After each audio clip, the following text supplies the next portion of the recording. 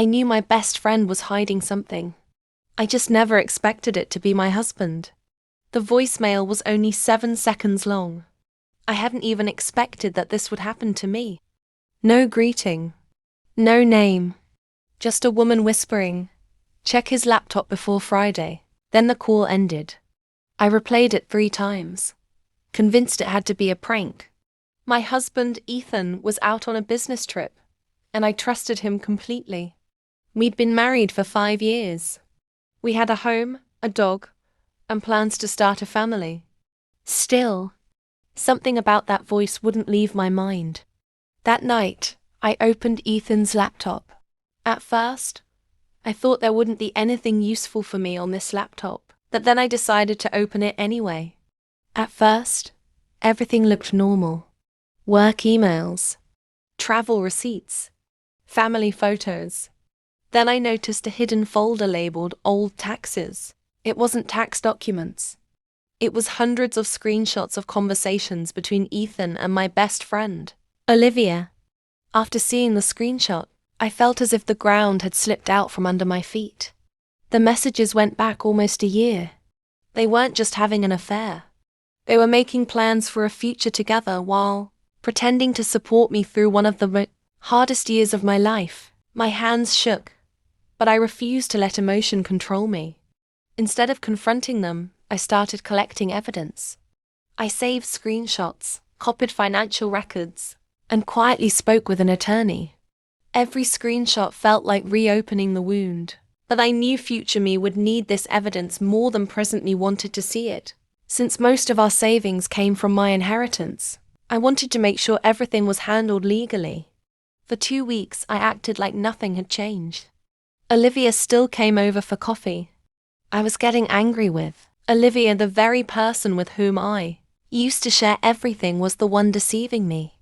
Nevertheless, I didn't let her sense anything and responded to everything she said with a smile. Ethan still kissed me goodbye every morning. Neither of them realized I already knew everything. Then Friday arrived. That evening, we hosted a small dinner party for close friends and family to celebrate Ethan's recent promotion.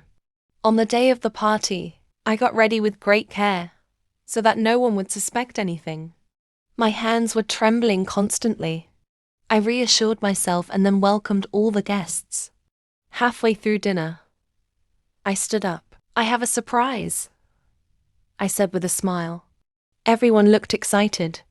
I connected my laptop to the television. The first image showed Ethan and Olivia's messages. The room fell silent.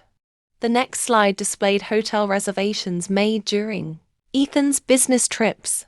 Then came screenshots of them joking about how she'd never figure it out. No one spoke. Olivia's face turned pale. Ethan kept saying, "This isn't what it looks like." I calmly replied, "Actually, it's exactly what it looks like." Then I handed Ethan an envelope. Inside were divorce papers. I turned to Olivia and quietly placed her apartment key on the table.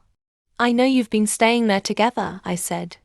She couldn't even meet my eyes. Within minutes, both of them walked out while everyone else remained seated in complete silence. Over the following months, life changed in ways I never expected. The divorce was finalized peacefully.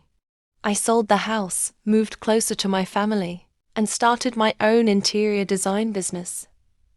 Something I'd always dreamed of but never had the courage to pursue. A year later, I heard Ethan and Olivia had broken up after accusing each other of being dishonest. I wasn't surprised. Trust built on betrayal rarely lasts.